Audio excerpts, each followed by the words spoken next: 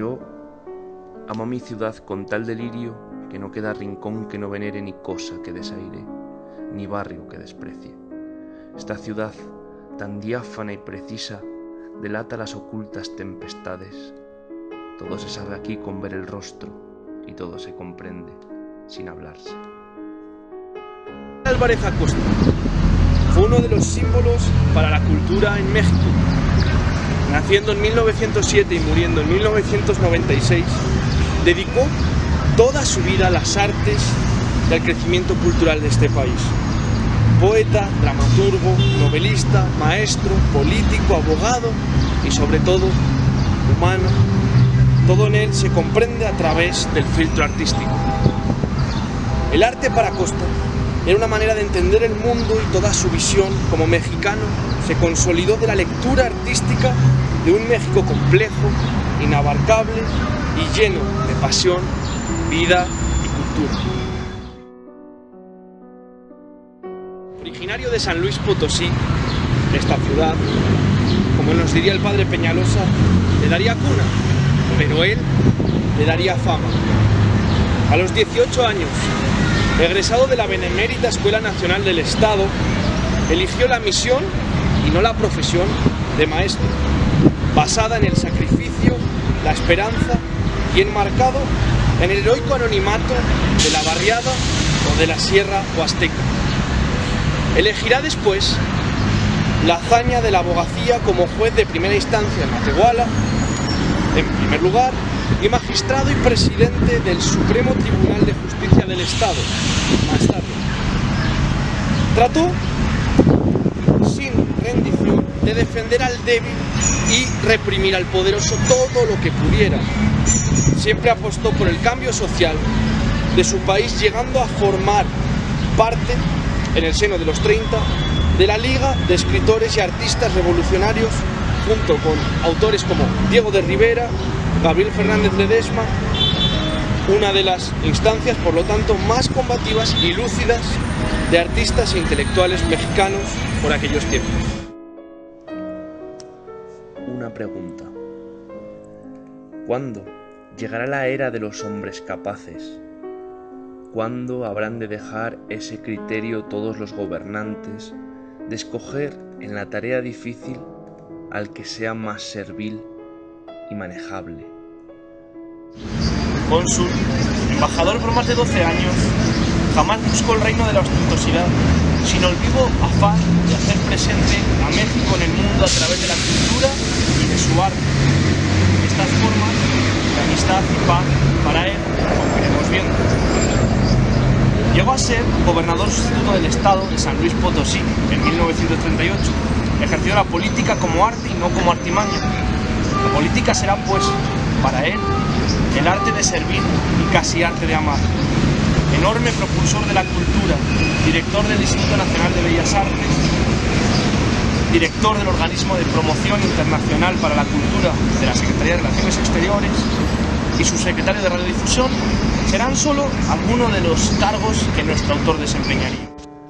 Ha fundado numerosas galerías de arte, orquestas, revistas, talleres de escultura, pintura y serigrafía, escuelas de artesanía, escuelas de música y casas de cultura como la Casa de la Paz, grupos de teatro, ballet, 22 institutos regionales de bellas artes, entre ellos este que tenemos aquí mismo, 52 canales repetidores de televisión cultural, sistemas de intercambio de radio y televisión con países europeos, enlace de microondas de México con Centroamérica.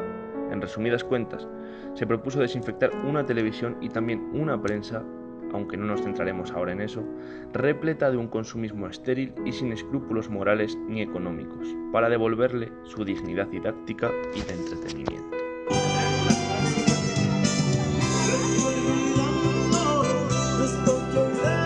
Por esta raza, por estos pueblos nuestros que se encuentran apenas en el umbral de acceso a la grandeza material, hablará lo inmortal, lo invulnerable, lo fecundo. Hablará el espíritu de la América nuestra, el que encarnó a los creadores y los reformadores de nuestras nacionalidades, en nuestros pensadores, en los hombres de ciencia y en los artistas de nuestra sangre, que legan su obra al patrimonio de la humanidad. En esto es en lo que creería Miguel Álvarez Acosta, en crear un nuevo mundo para el nuevo mundo que ya se estaba empezando a dejar sentir.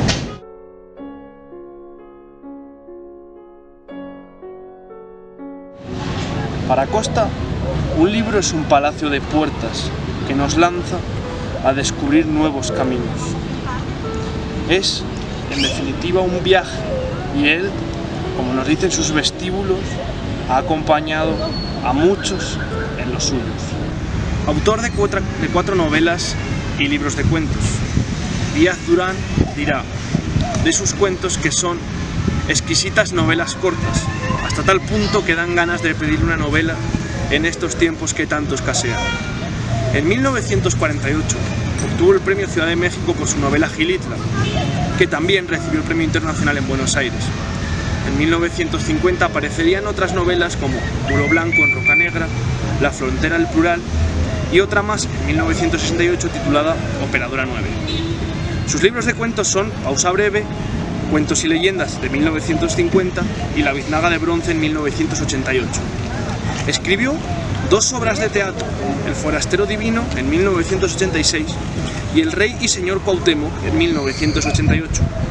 Además de ensayos diversos como El magisterio de Juárez, Siembras y propagaciones, temas estéticos, educativos y sociales, A la luz de Casals y Juárez, Cuatro estancias liberales y un notable libro titulado Rastro y viaje de los días, donde recopila todos sus escritos periodísticos a lo largo de su carrera. Viene a todos los pueblos del Nuevo Mundo eliminar sus diferencias y multiplicar sus afinidades. Esto, que es un deber, se ha convertido en emergencia, no solo como grado ascensional de la especie, sino como inexorable condición de supervivencia.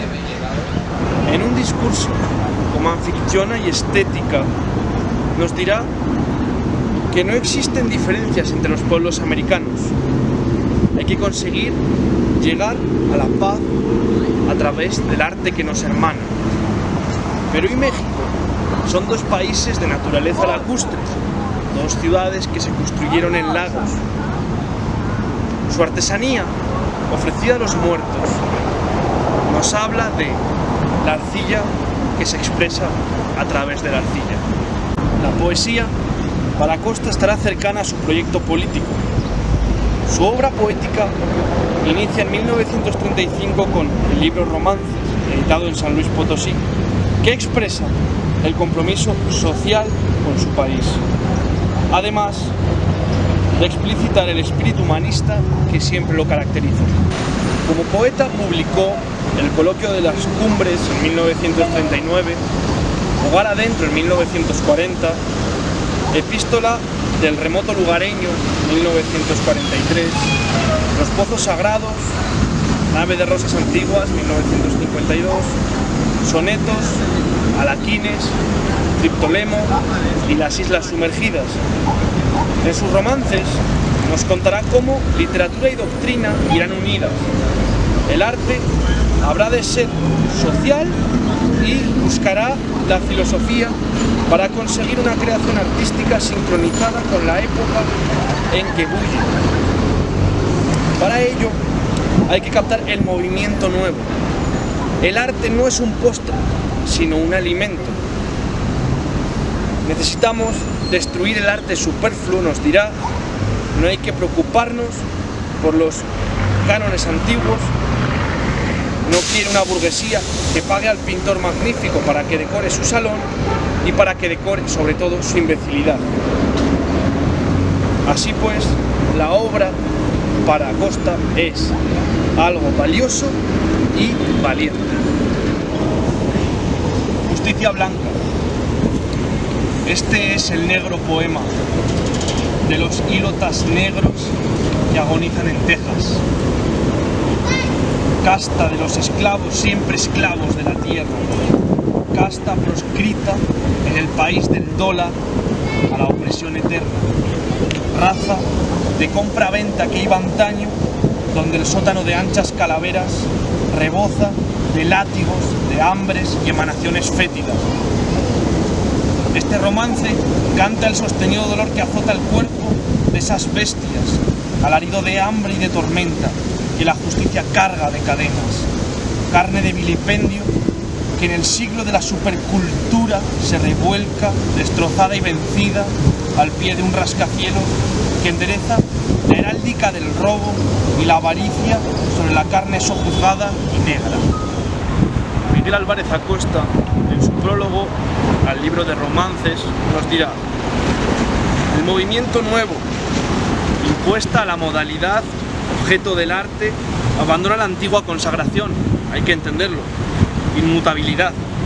Consigue no ceñirse ya al exigido mundo clásico, sino crear formas diversas de impresión necesarias y surgidas de la innegable verdad del hoy.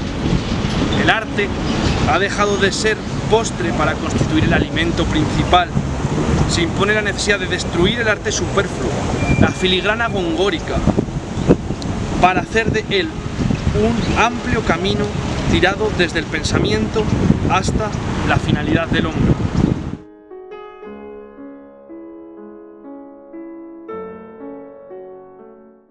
Muro blanco en roca negra es una novela excepcional en la que se nos presenta el pasado, presente y futuro conviviendo, en principio no muy cordialmente, para, en última instancia, apaciguar sus diferencias y crear un camino de paz y progreso.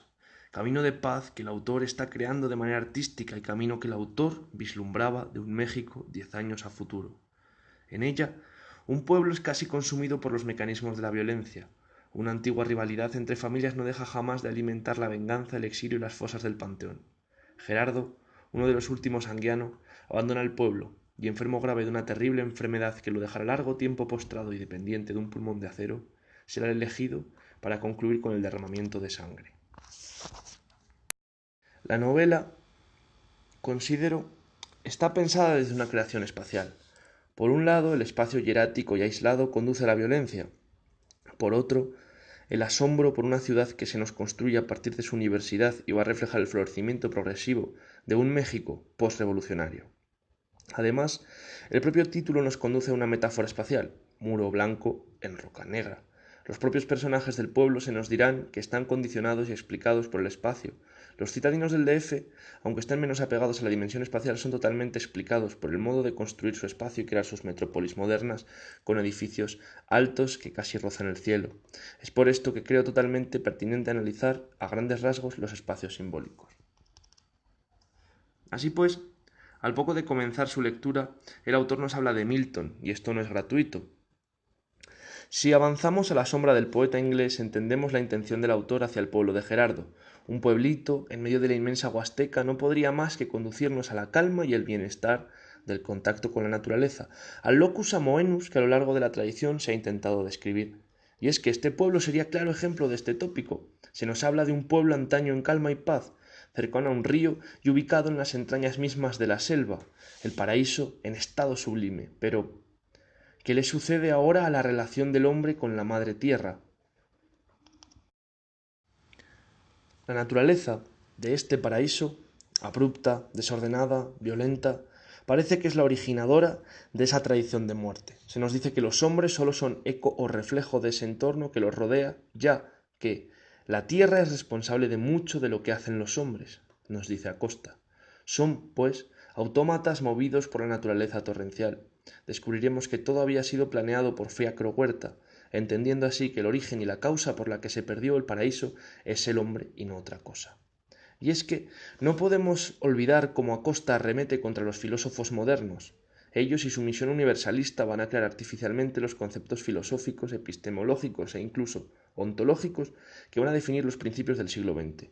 El hombre se separa de su estado de paz en sintonía natural para dar paso a las grandes metrópolis y alejarse de sus bosques hermanos. Por esto, el pueblo es un símbolo importante. Sumido en una santidad maléfica, ¿no es esta vez el paradigma de la barbarie que amenaza la civilización? Pensemos en los pueblos del norte que supuestamente amenazaban Roma, pretexto político, por cierto, para invadirlos, sino es ahora el símbolo barbárico aislado e imposibilitado para el contacto con la civilización, los hombres que el proceso de la modernidad han abandonado y dejado a un lado. Parece que este proceso utópico de progreso y evolución no estaba hecho para todos. Me resulta curioso comentar algo que se dice al respecto de las gentes del pueblo, criaturas que sólo pudieron vivir a la sombra del instinto. Los trata como criaturas, animales, pues se dejan llevar por la naturaleza, como comentábamos antes. Pero además no olvidemos el detalle de dejarse llevar por los instintos. Si acudimos al psicoanálisis, Jung habla de una etapa primitiva del pensar humano, en la que lo que existía eran los hechos y un hombre instintivo que no reflexionaba conscientemente aún. Si no perdemos de vista esto, vemos en Muro Blanco un personaje colectivo, el pueblo, que, por instinto, apoya y clama esa proliferación y continuación de la violencia. El hombre, nos dice Jung, al desarrollar su raciocinio y nombrar las cosas y saberse en el mundo, comprende que hay fuerzas que no puede entender. Desarrollará un miedo primigenio, una neurosis que se ve claramente reflejada en este pueblo al identificarse la violencia entre familias con la violencia o neurosis interna o inconsciente de estas gentes. El pueblo, pues, es el símbolo de la neurosis, que la modernidad reafirma aún más. Esta vez sí, aislados por el entorno, sin posibilidades de insertarse en los circuitos modernos de México, por ser un pueblo aún antiguo, rural, agrícola, solo les quedará recrearse en sí mismos alimentando una neurosis que lleva tiempo a espaldas del hombre. En definitiva, parece que el autor habla de que esto se acaba gracias a la luz de Gerardo y su mente cabal, sensata y moderna. Frente a esto, podemos invertir el panorama. La gente del pueblo habla de la Ciudad de México como un espacio invadido por los pecados, mientras que esa huasteca, la suya, virginal y pura, está libre de ellos y por lo tanto cerca de Dios. La barbarie ahora está en manos de la modernidad mexicana representada en esos muros blancos sobre roca volcánica y ruinas milenarias que forman la nueva y futura Ciudad de México. En la ciudad, en el sistema, en la modernidad, tan solo construimos para encubrir la neurosis o la violencia.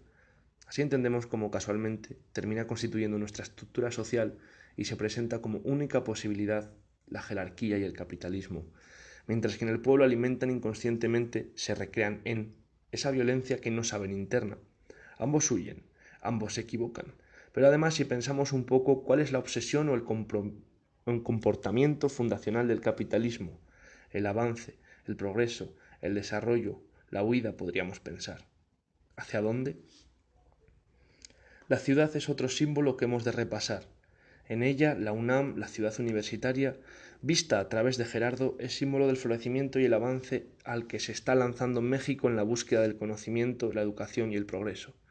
El hombre moderno, citadino, va a poder librarse de los males y los comportamientos instintivos que lo unen a un pasado caótico. La ciudad universitaria refleja la esperanza por el futuro y la fe en la educación que reforme al hombre natural premoderno. Así pues, más concretamente, el hospital y Gerardo son el paradigma de la civilización, el contranatura, como él mismo se llama. Representan la moderna UNAM y además, como enfermo, representa la ciencia y los avances que promete el futuro de México, pues no olvidemos que en la parte liminar nos habla de que el autor divisa un México futuro.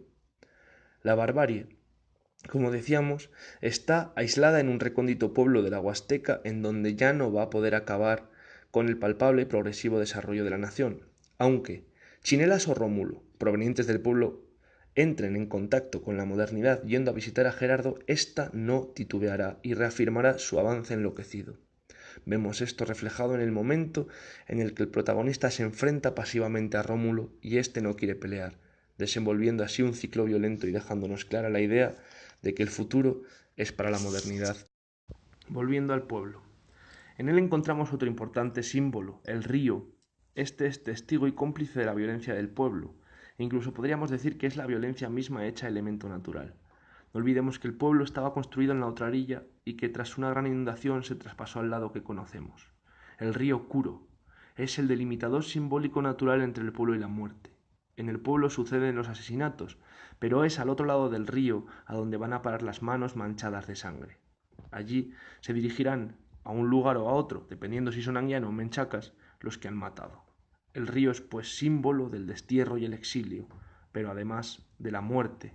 Allí verdugo y víctima van a compartir orilla, pues el panteón también se sitúa en ese lado del río. El elemento del río siempre ha delimitado el mundo de los vivos y el de los muertos. Recordemos a Caronte y la laguna Estigia, por ejemplo. Esta otra orilla podríamos decir que plasma los infiernos, pues de un modo u otro, sea en un ataúd o sea nadando, El cruzarlo significa acabar en el mundo de los muertos de una manera u otra. Aunque huyan tras dar muerte a algún integrante de las otras familias, acabarán todos volviendo a cruzar el río sobre una barca negra y dentro de un ataúd. Cabría plantearse si, como el Danubio en Roma, separando los pueblos bárbaros del imperio, aquí el río separa civilización de barbarie. Pero creo que esto no está muy definido y por tanto el símbolo del río se dirigió más a separar vida y muerte. Por añadir un detalle, Buñuel entendió bien esto, pues con su película El río y la muerte, refocalizó la trama justamente desde el río y su cercanía a la muerte. Y es que el río siempre ha sido muerte, siempre ha sido símbolo de tránsito.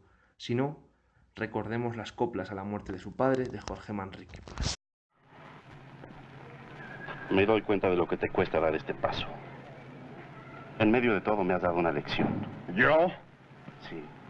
Has venido a verme delante del pueblo. Y he debido ser yo quien te buscara. Pues al diablo el pueblo.